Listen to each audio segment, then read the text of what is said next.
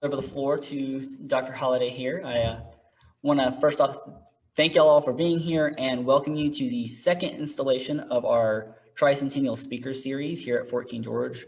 Fort King George turns 300 this year, and we are celebrating all things local, really. Without Fort King George, we would not have the climate, or at least not the colony of Georgia that would come later, which leads to the modern time, of course, with the state of Georgia. So we get to tie in a lot of fun things throughout this whole series. So keep an eye out because there will be more. There'll be more speakers every month. Quick plug: next month be the last Sunday of the month at 3 p.m. We will have another one of these speaker series on the Scottish Highlanders that settled here in Darien. I will actually be doing that talk at that point in time. You can always keep an eye on our Facebook, as well as our other social media, and on the Georgia State Parks webpage, gastateparks.org. I do want to give a quick shout out to the Georgia Humanities. Our funding is partially done by a grant that was given to us by them. So we definitely appreciate their involvement. And without further ado, you don't have to see me a whole time. I want to introduce our speaker today. Dr. Patrick Holladay is an academic, researcher, and a writer whose main research revolves around sustainability, resilience, and community development. He is highly involved with a number of professional and community groups and is president of the Friends of Harrington School, which is a support organization for the St. Simon's African American Heritage Coalition. Dr. Holladay is also a dear friend of mine, so I told him I would have to plug his other book as well. So of course he is a co-author with Amy Lotson Roberts on the Gullah Geechee heritage in coastal Georgia, but he also wrote a hilarious kids book, A Pea in the Land of Beans, and the proceeds of that are going to helping members of the service industry who have been put out of a job by COVID. So without further ado, Dr. Holladay, the floor is yours. Great, thanks, Michael. And yeah, I was joking with Michael. The book I wrote with Miss Amy, Gullah Geechee Heritage and the Golden Isles, our proceeds go to support the St. Simon's African American Heritage Coalition. So if you buy that book, you'll know that you're supporting that organization. And this other book I've just self-published is for hospitality workers. So I was laughing. I said, I guess my MO is just to write books and give away the money to people. So that's kind of what I'm doing. So I'm going to go ahead and share my screen, and we'll jump into it. All right. So are we good, Michael? You see that? I just want to double check. Yes. Because when I share the screen, I can't see anybody. I'm just seeing you, Doc. Not seeing the screen?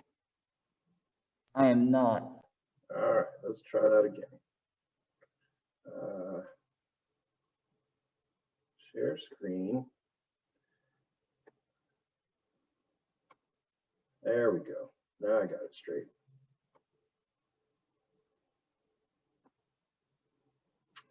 All right. That should be good. All right, so we're going to go ahead and jump into this. And first of all, I would like to say thank you to everyone at Fort King George for asking me to do this today. And then I don't know if you saw the really great promo that Fort King George put out, doing a reading from the Evo Landing. From our book. It was narrated by Matthew Rayford, another friend of ours, chef and farmer, and I want to give a little shout out. He has got a cookbook coming out. You see over here, Bress and Yam, which in Gullah Geechee means bless and eat, and that's pre-order available on Amazon. It should be coming out this spring. It's going to be a great book. And of course, you know, the organizations that I work with, St. Simon's African American Heritage Coalition, the Historic Harrington School, on St. Simon's. We're going to talk about that some more in a bit, and the Gullah Geechee Cultural Heritage Quarter, who we're also going to talk about. These are the things that we're going to talk about today. We're going to start with Gullah Geechee heritage in coastal Georgia, talk about some of the things that are going on around Fort King George and Darien in McIntosh County here in Georgia. And we're going to just come down the road just a little bit and talk about St. Simon's Island, some of the things that are going on there. And then we'll wrap it up, and we're going to open it up to some questions and answers from all of you all. So we did mention this, and I also wanted to talk about Miss Amy. She was supposed to be here today. Her and I have done these speaking opportunities together a number of times. They're usually a lot of fun. We tell great stories. We've been working together for 8 years now, but she had cataract surgery this week, and she's recovering, and so she couldn't make it, and so just going on my own today. But the book, again, is available there at Fort King George. You can get it on Amazon and a number of different places on St. Simon's Island. I really like to start talking about Gullah Geechee by introducing this picture, and this is something that a lot of people think about when they're thinking about the South. They're thinking about the Low Country, this sort of idyllic antebellum, big houses, live oaks, Spanish moss hanging. But all of that came about because of the labor of enslaved people and plantations. And so this is what the real story behind a lot of that is, and the underpinning of who Gullah Geechee people are. And you can see that a lot of the images here are built around rice plantations, which we're going to talk about as well. So we're going to start with an overview of Gullah Geechee. So Gullah Geechee people were brought to the New World, to North America, the southeast of the United States, but also to some of the Caribbean islands, and predominantly from North Carolina to Florida. And they have a separate Creole language. We're going to talk a little bit more about language here in a minute. But it's really interesting because it's separate from other African American populations in the United States because of this language, the Gullah Geechee language. One of the reasons that Gullah Geechee people were able to retain so much of their heritage from Africa and to build their own sort of indigenous communities was the isolation along the coast and the barrier islands. A lot of the barrier islands to this day don't have bridges or causeways that connect them. So they were difficult to get to. You had to go on a boat. And also very few people came to the islands, even during slave times. The plantation owners often didn't come onto the barrier islands because of fear of alligators and snakes and disease, malaria, yellow fever, things you get from mosquitoes. So Gullah Geechee people are often left to their own, a much more autonomous lifestyle than on cotton plantations on the mainland. So it's a long 400-year history. And like I alluded to earlier, the backbone of a lot of this history is about rice, although also in coastal Georgia, cotton, particularly the long staple Sea Island cotton, was one of the crops, and so is indigo, which we use for blue dyes. The reason that rice was such a predominant force is because we have a similar ecosystem here as on the west coast of Africa. And what happened was people who lived in West Africa, what we call the rice coast, places like Sierra Leone, and Gambia, and Senegal, and others, had already engineered and were really good agriculturalists with building dikes and levees and understanding the tides and allowing tides to flood their fields, and so they had this really great rice culture, and still do to this day. And so not only was slavery just an absolute evil, it was even more evil because the colonial powers targeted these particular people in these particular countries doing this rice agriculture and enslaved them to bring them to South Carolina first, and then 60 years later to Georgia. And you can see here that by 1860, there were 14 million pounds of rice a year grown in South Carolina, and near that in Georgia, and it enriched people tremendously. One note about, there are a lot of different theories about why Gullah Geechee are named Gullah Geechee. One, first put forward by Lorenzo Dow Turner, who was a linguist, one of the first people to study Gullah Geechee language. He thinks that maybe Gullah is Gola, which is a tribe in West Africa. And Geechee may come from Kisi, which is another large, one of the biggest four groups living in West Africa. So that's one theory. There are a number of different other ones.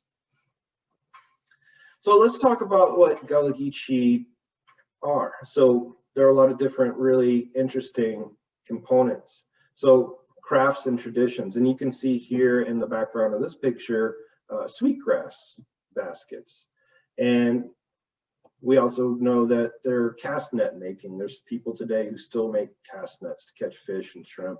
Smoking seafood was a really important part. It's not only added flavor, but it was helped preserve foods. Of course, quilting is a great tradition. Blending of herbal medicines. There are lots of different types. And then potash soap making. So potash is the ash that comes from burning wood, and you can use that in making soap. One of the things that's really important are food and foodways. Foodways are just the cultural landscape of a particular type of food or cultural heritage. It's things that we're very familiar with: beans and peas and okra, peanuts. Bene seeds are sesame seeds.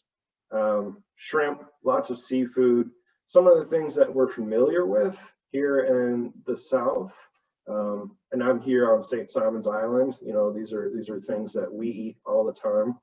Pilau, Hoppin' John, which is Sea Island red peas and Carolina gold rice. Traditionally, a lot of times nowadays it's black-eyed peas and rice. Red rice, we're going to talk about red rice a little bit here in a second. And one of the things about Gullah Geechee people was the predominance of one-pot meals. So especially communal sharing. Lots of people brought in different things and added to the pot so you could stretch the food and feed more people.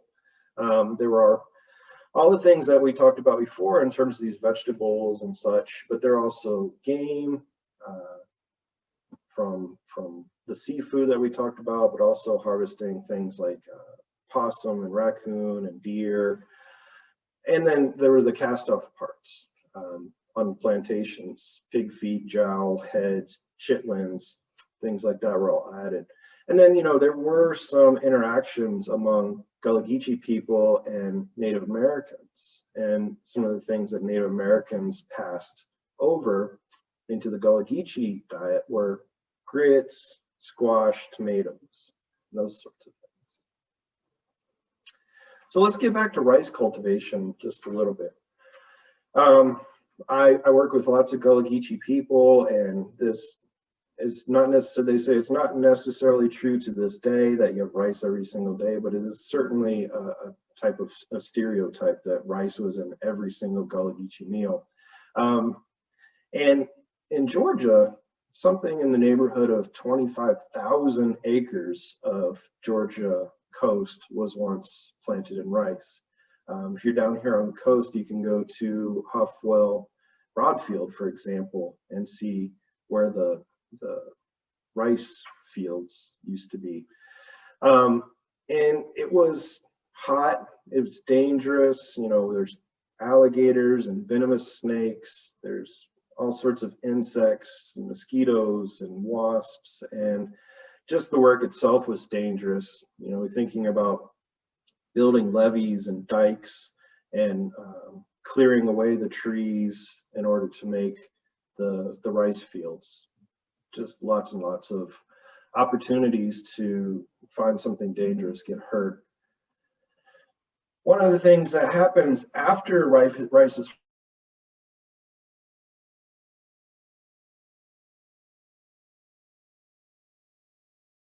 and then to have it being, it got beat so that the seed would come apart, and that's a flailing of the rice. And there was a flail song that was pretty common.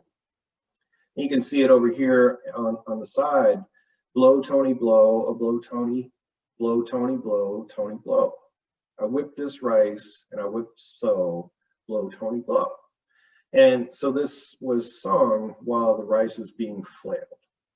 After it was separated, the sweetgrass baskets that you often see that are wide and flat are fanners. So you take this and rice that's been beat and you put it onto the fanner and you throw it up in the air, let the wind go through, Tony blow, oh Tony blow, and that separates the rice and the chaff. The wind goes through and helps pull the chaff out of there. So you just keep doing that repeatedly until you have your rice.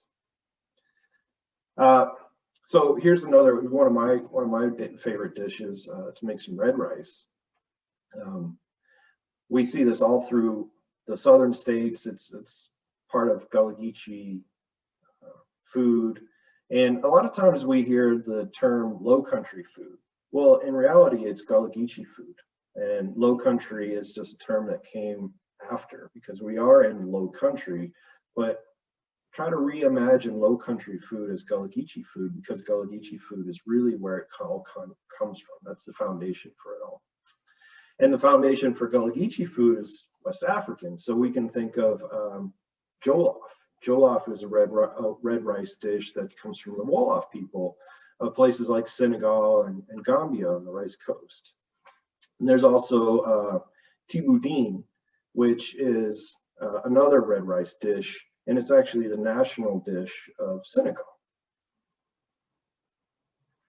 So music, spirituals, hymns, we're going to talk some more deeply about shouts.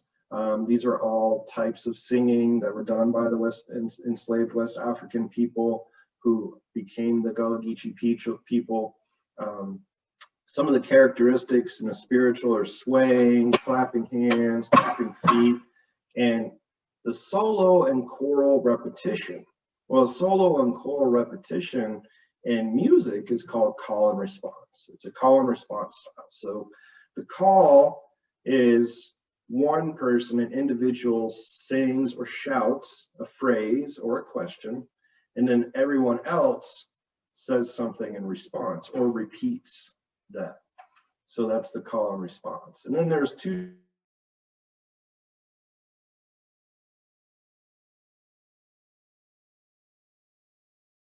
is a spiritual.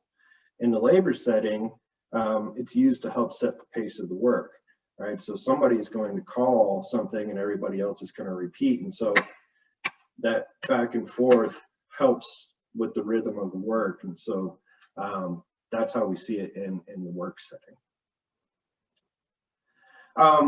So let's talk about drums. One of the things that happened with the plantation owners and the overseers was that they thought, erroneously, that drumming was secret, some sort of code for slaves to communicate to each other from distances, from different plantations, to send messages back and forth to each other. So they took the drums away. Gullah Geechee people, enslaved West Africans, people on plantations who were slave labor, were not allowed to have drums because of this. So they adapted, right? And so you have sticks. You often see a stout stick used to keep a rhythm. And then things like washboards, metal buckets, the end of hose and rakes to make a noise. You still see a lot of washboards and washboard bands and things like that. So that's where that came from. This is why people are using washboards, for example. And then we see the influence from these slave songs, ring shouts, spirituals, in modern music like blues, gospel, jazz, other things. Just gonna have a sip of water. And here we can see this.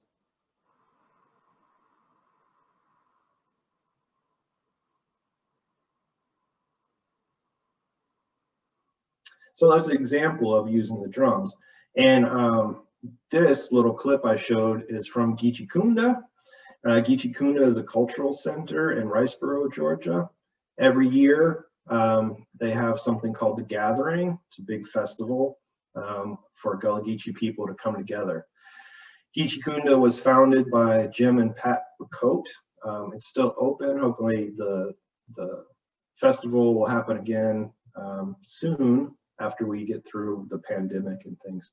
And a great place to support. Unfortunately, we lost Jim to cancer in 2018, but Geechee continues. Another piece of music is the Kumbaya song. So Kumbaya is probably because people who came and heard the music and the singing labeled it Kumbaya when Gullah Geechee people were actually saying, "Come by here. Come by here, Lord," right? So that's what Kumbaya is. It's actually a spiritual for helping and healing, for God to be present in times of difficulty, right? In the lyrics here, someone's crying, "Lord, come by here." Someone's crying, "Lord, come by here." One of the great things to happen with this song, the recognition, was that in 2017, Representative Buddy Carter of Georgia stood in Congress. The song was officially recognized, and the Gullah Geechee people were recognized as the originators of the song. And you know, that ceremony that Representative Carter did is available online. I recommend going to watch that. So here we'll go back to the ring shout. So ring shouts are traditional spirituals that take place during prayer meetings. A lot of times Gullah Geechee people have something called a prayer house, sometimes called a praise house or a pray house. So prayer, praise, or pray house, a small house that if you're part of the community, you were allowed to come in. If you weren't, you were not. So the ring means that you're going, that the people participating in the ring shout, the ring shouters, are going in a counterclockwise circular movement, right? And it speeds up. Now it's a call and response, so, and many times, so the shout is a prayer or singing that goes along with the counterclockwise movement. And it's sort of a shuffling movement. There's a lot of tradition about not picking your feet up off the ground, that you need to be connected to the ground at all times.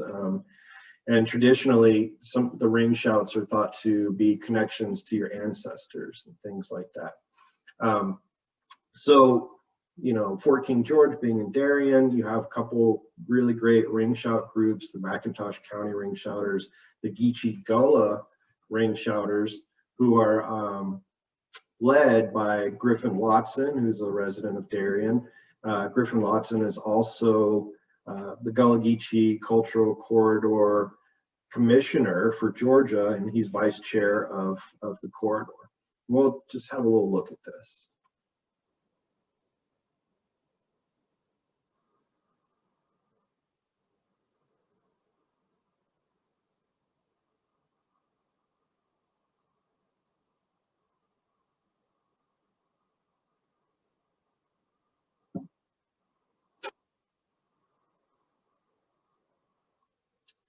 And that was the Geechee Gullah. They do it around Geechee Gullah, ring shouters at an event at Fort Frederica National Monument on St. Simon's Island. One of the things that we talked about early in the presentation was language. And this is what sets Gullah Geechee apart and creates part of their endemic culture, is that they created their own Creole language. And it's amalgam, a mixing of languages, different West African tribal languages with English and some other components. And it was, simply so that they could communicate with each other when they were brought over here on slave ships in the mid-Atlantic slave trade. And it allowed itself, the language, to evolve because of that isolation that we talked about. People not coming to the islands being difficult to have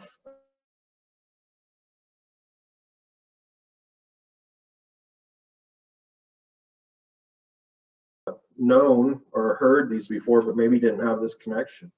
Well, one of the West African words for okra is this where we get gumbo from, right?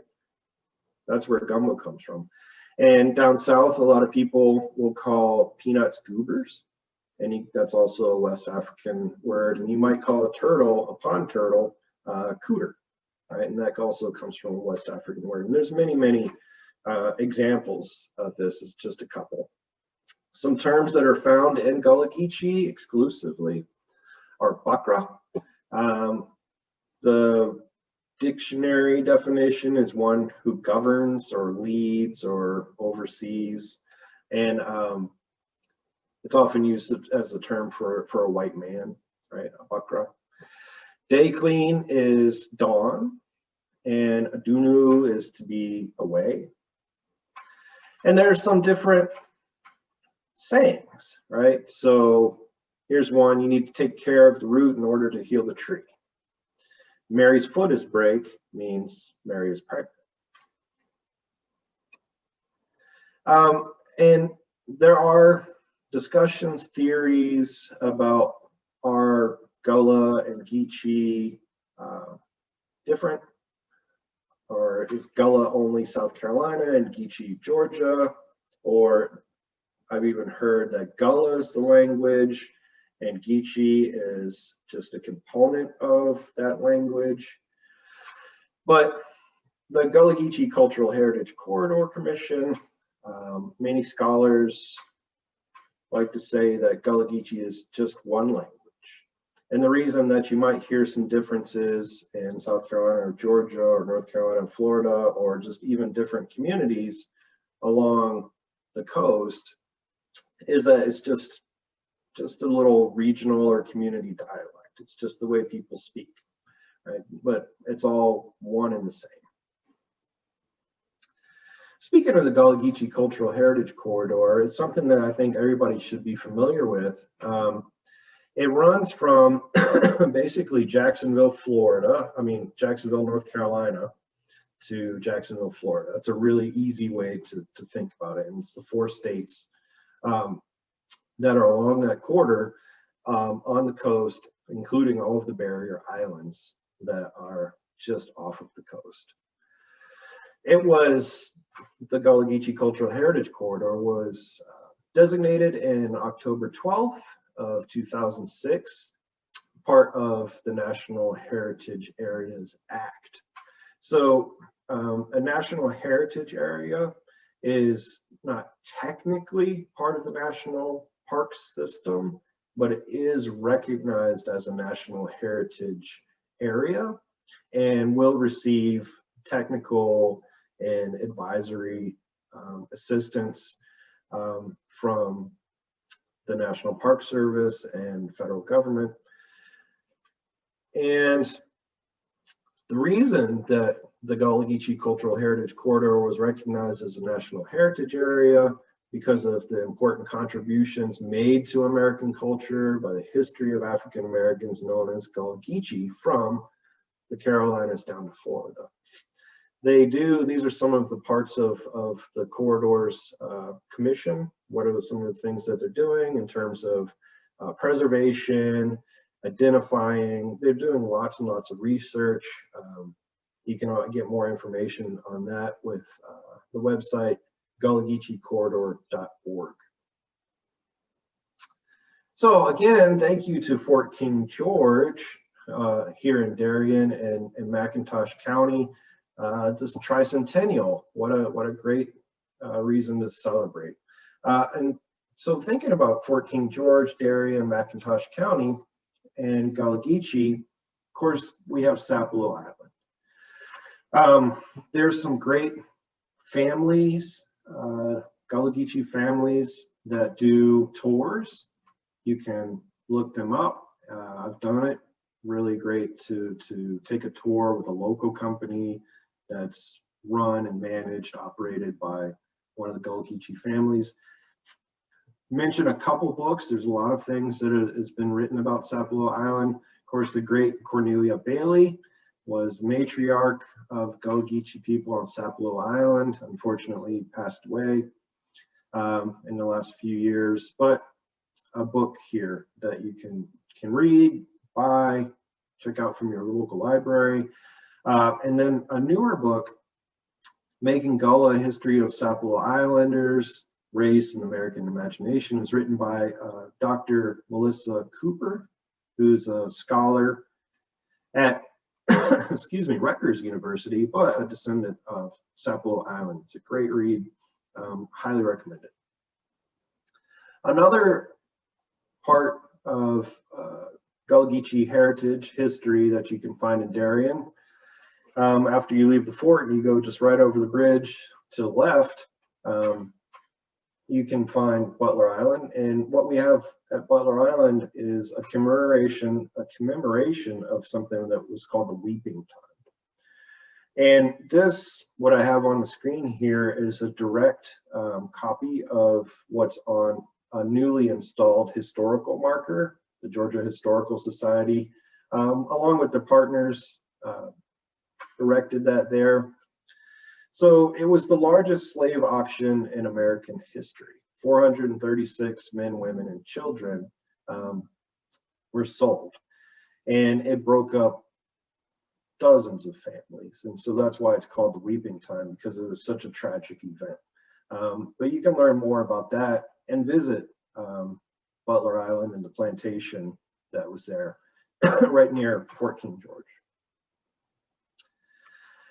So for the last part of this presentation, I'm going to take us just a little bit south. You know, one of the things that the Fort King George asked me to do was talk about not only history, but also some of the present. And before we get into the present and talk about some of the things that are going on in St. Simons, in our promo that Matthew Rayford read, he read from our book about Evo Landing. And a lot of people are really interested in the Evo Landing story. So in the picture here, you can see Dunbar Creek. It's a small waterway that runs through the middle of St. Simons Island. The actual property where Evo Landing is believed to be is on private property. So there's no marker, there's no tour to it right now. But with the Heritage Coalition, St. Simons African American Heritage Coalition, we do know one of the owners of one of the properties, and we have special permission to take groups there sometimes, in which we've done, and we've even had Igbo people come and do libation ceremonies at the site. But the idea, or the history, and it was an oral history, was that Igbo warriors were tricked by slave traders in West Africa, told that they would be given jobs. And then when they were close to getting here, they were told, no, you don't get a job, you are going to be slaves. And so when the boat, it was called the York, came up Dunbar Creek in the evening, the legend is that some of the Igbo warriors, led by their chief, abandoned the boat, walked in to Dunbar Creek and drowned themselves. And there's a saying, you know, the water brought us here, the water will bring us home. And there was also some thoughts that there's a spiritual belief that the water will release and the spirit will leave the body and fly back to Africa. Some of the reasons why the Igbo warriors protested and drowned themselves in the creek. And some of our elders, I've talked to folks here, you know, in their 70s, 80s, 90s, who have lived on the island their whole life and never gone over there. They feel like they feel like the spirits are there, and there are a lot of stories around that, and so they just don't like going over there. As you see the quote here, so I'm not going to fish out there because my family says that is the end of the world. So bringing it into the present, we're going to talk a little bit about what is going on with Gullah Geechee people here in Glynn County, because this is something that I've been working with for almost a decade and I'm very familiar with. In terms of visitation, you know, St. Simon's Island is very popular, as is Jekyll Island.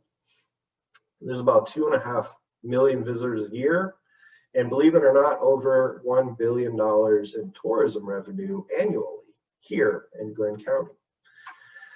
And because of that, the area is losing its Gullah Geechee culture, development of resorts, golf courses, housing, skyrocketing property values, make property taxes go up, people get priced out. And there's also a lot of unscrupulous developers, and have been for the last 20 to 25 years. A lot of what's happening with Gullah Geechee communities, not just here, but you'll find the same stories all up and down from North Carolina to Jacksonville. You can find these same stories in and around places like Hilton Head and South Carolina and every other island. What was happening here is that the developers were using these sort of unsavory tactics. They even had, you know, the elders have told me that they, in the late 80s, starting in the late 80s into the 90s, they even had teams of people who would go door to door, knocking on the doors of the senior citizens and using all sorts of tactics to get them to sell their land, from showing them big checks for $50,000 to sort of strong arm tactics to all sorts of other things. And one of the things that we're going to talk about in the last half of this presentation is what the St. Simon's African American Heritage Coalition has been doing. And the mission of this organization is stop the threat of encroachment, the invasion of new construction, the destruction of historic homes and buildings. Once upon a time, this island, St. Simon's Island, where I'm broadcasting from right now, was 86% owned by Gullah Geechee people. Today, it's less than 3%. And that's just in the last 50 or 60 years. So one of the things that happens with the St. Simon's African American Heritage Coalition, and this is not a lot of times people might see, oh, Heritage Coalition, this is a history association or something like that, but it's actually a group that's been developed to fight rather than just preserve. So land loss preservation, but also historic preservation, economic development, which we were doing through heritage tourism. Started in the year 2000, after 10 or 15 years of seeing what was going on to the land and the property and people losing their homes. It was started by this first lady up here. She is named Miss Isadora Hunter. She has passed on, but she was one of the people behind the launching of it, and it was her idea. So we want to give Miss Isadora Hunter some remembrance for that. One of the first things they did, and you'll still see some of these signs and yards on the island, is the don't ask, won't sell. Because, like I said, lawyers and developers were sending teams of people, individuals, going door to door, walking up to the door, knock, knock, knock, I would like to buy your home. And so they got fed up with it, and so they started putting these signs in the yards, because people were coming every single day, multiple times a day, trying to buy property. You can see, this has been 20 years ago that this news article came out. This Joe Pinkney in the picture here, one of the people that was really a catalyst for this movement. It's like a shark feeding frenzy. Put the don't ask, won't sell signs up in 3 communities. We have 3 historic African-American Gullah Geechee communities on the island. And here's an example of what they were telling them. They just want to buy the land. They're going to bulldoze your house. He took that as an insult.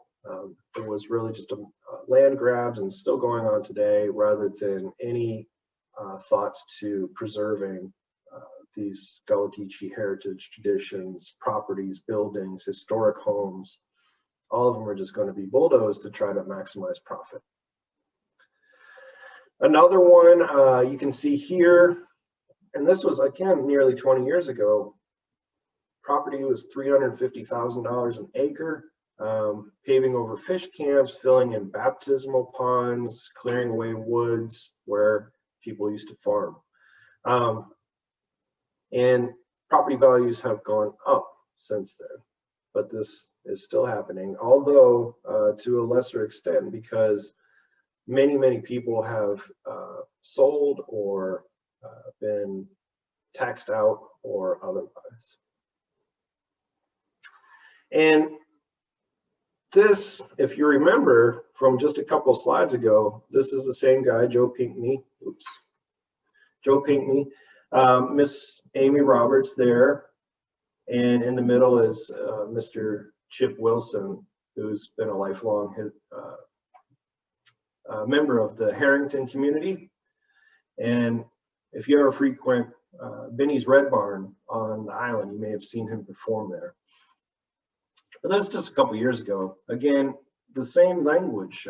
Joe used it was a shark feeding frenzy. Developers and real estate agents began calling, sending letters, knocking on doors, trying to buy the land. One of the reasons that we wrote this book, again, me with Miss Amy, and Miss Amy is the executive director of the St. Simon's African American Heritage Coalition, was to bring attention to what was going on, not only here, but this is happening again throughout all Gullah Geechee lands, all up and down the Gullah Geechee corridor. But there are groups that are working on this and trying to do things. And what you see here is an old picture of the historic Harrington School. Now, the historic Harrington School is on St. Simon's Island. It was built in the 1920s to educate children of 3 African-American communities on St. Simon's Island, or we would characterize them as the Gullah Geechee communities. Harrington is one of the neighborhoods. South End is another one. It's where the lighthouse is. And then the third is called Jewtown, which is Demery Road. If you know St. Simon's Island, leaving the island, it's that side, the west side. And it's called Jewtown, not for anything pejorative or negative or anything like that. People just used to call things after what was there. And there was a store that was run by a Jewish family, 2 Jewish brothers and a father. And they worked with the communities, and there used to be an old mill and timber operation nearby. And so it's called Jewtown historically, simply because there was a store there run by a Jewish family. So the kids from Jewtown, South End, and Harrington came to this school. Well, in 2000, we saw that the coalition was formed. In 2004, Isadora Hunter, who was one of the founders of the coalition, donated the land, the building and about 14 acres of land, to the St. Simon's Land Trust. And St. Simon's Land Trust and Glenn County commissioners and the St. Simon's African American Heritage Coalition all worked together. And now the school is owned by the St. Simon's Land Trust, operated with a 99-year lease for $1 a year by the St. Simon's African American Heritage Coalition. And the remaining land that encircles the Harrington School property was made into a county park by Glenn County, so that the land around it is protected as well. But it was in terrible shape. And so in 2005, it was placed on the Georgia Trust for Historic Preservation's list of places in peril. It was scheduled to be bulldozed. A lot of midnight oil, last minute paperwork, pleas went in. That was halted. A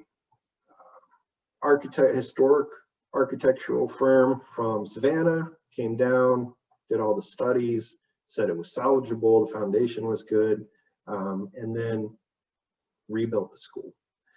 Altogether, it took about 17 years for all of this to happen. And in August of 2017, the school was opened again to the public as not only a historic building, but also a cultural center and a heritage tourism destination. If COVID wasn't happening, the school would be open, and it's free. So you can come there, you can come into the school. There's always volunteers in there who to tell you the stories, show you around the one-room schoolhouse, all the history that's there. And hopefully we'll be open again soon.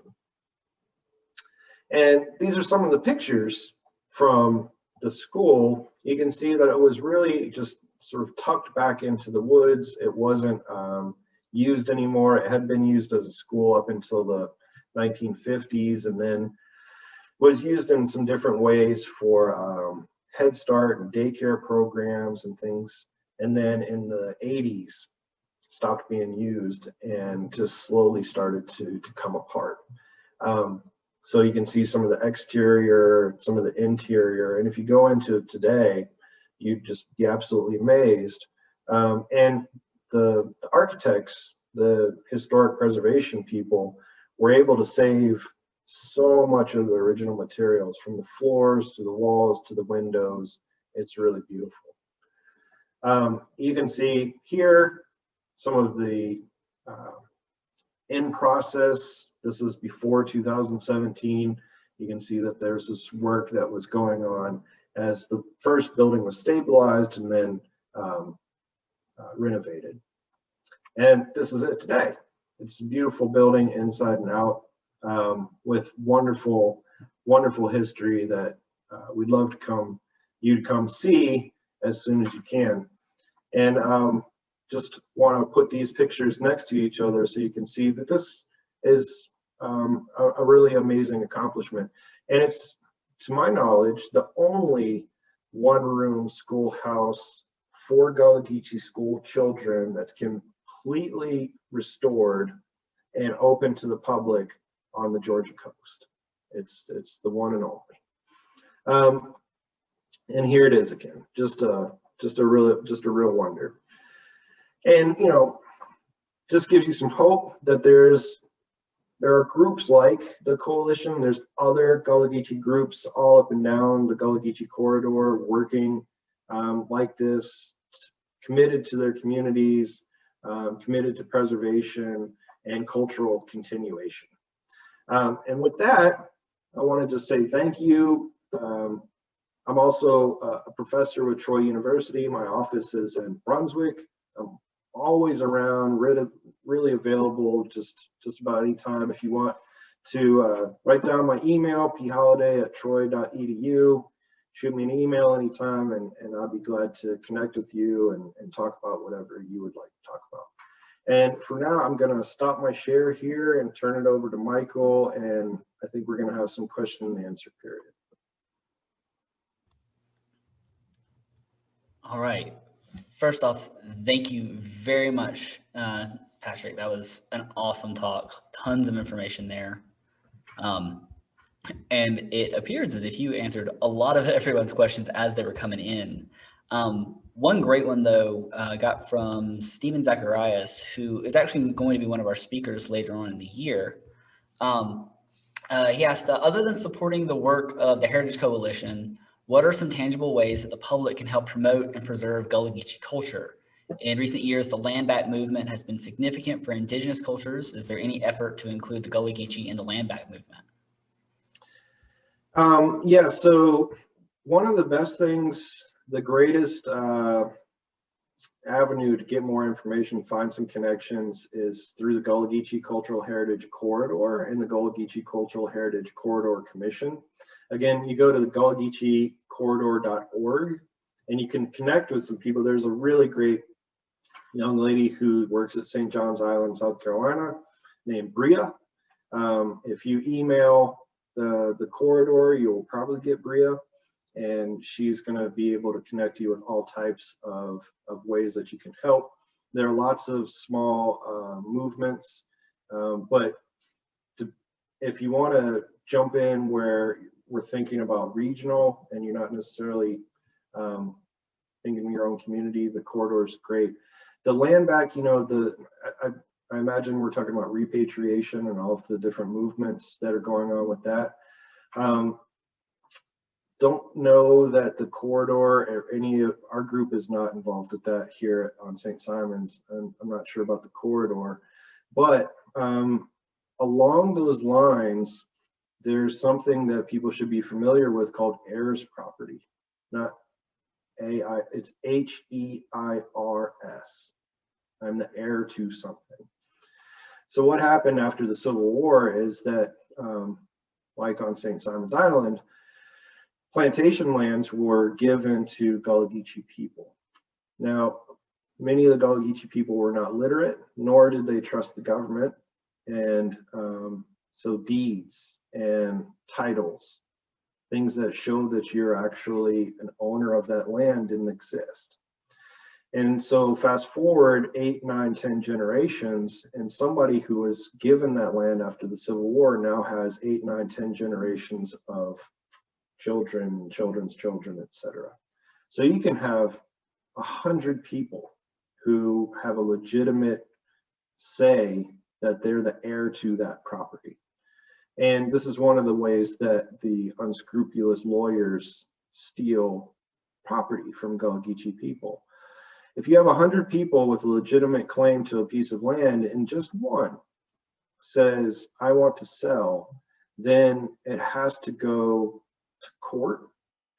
And generally, the judge says, well, 99 people say no, one person says yes. Because of that, since there's no legal documentation, it has to go to auction. And so then it goes to auction and it's sold out from underneath of families. It's awful. It's like heirs property. And there's an heirs property law center in Georgia that's working on these sorts of things. And I would imagine some of the repatriation and some of the other work. So you can look up the heirs property law or just heirs property in general if you want to get involved in that sort of advocacy. Awesome. That's terrible that happens on such a regular basis. But it's good to know that there is at least an option out there for the families. A lot of people are really excited about seeing the restoration of the Harrington House, and of course, comparing it to the idea of something happening out at Butler Island. That's a long-term goal for a lot of people happening. Are y'all associated with the Weeping Times Foundation at all, or have y'all worked with the Weeping Times Foundation that's up here in McIntosh County? The St. Simon's African American Heritage Coalition? I'm not sure I understood the question. Either just in your work or with St. Simon's Heritage or the Harrington House, have y'all worked alongside the Weeping Times Foundation at all? No, we haven't. And I'd be interested in learning more about that, you know, if there's, because one of the things, you know, and I drive this bus every single day, especially with small nonprofit organizations like ours or that one, I imagine. The more partners and the better network that you have, the stronger that you become, because, and also making sure that you're not replicating work that people have already done, you know, and so making more work for yourself. So yeah, just I'd love to connect with anybody who's interested and continue to build that network.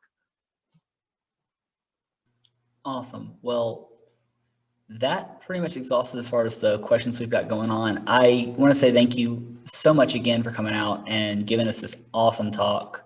A little bit of housekeeping. There is in the chat box here in the Zoom there is a link to a survey that really helps us out with this grant that we received, getting a little bit of feedback on who all is involved, who all is out there listening. There was also one on the Facebook Live that popped up. Really do, if you can, answer those questions for us. So thank you again, Dr. Patrick. I hope that everyone will join us next month on the 28th of March. Again, it's a Sunday at 3 p.m. We'll be talking about the Scottish Highlanders. And keep your eyes out again on that social media for the future events that will be coming up. March is Scottish Heritage Month here in Darien and has always been a big event here at Fort King George. Things will be a little different this year, but keep your eyes open. We have plenty of events planned, spread it out all through the month. So thank y'all for joining us. Thank you again, Dr. Patrick, and y'all have a good day. All right, thank you, Mario. Thanks, everybody.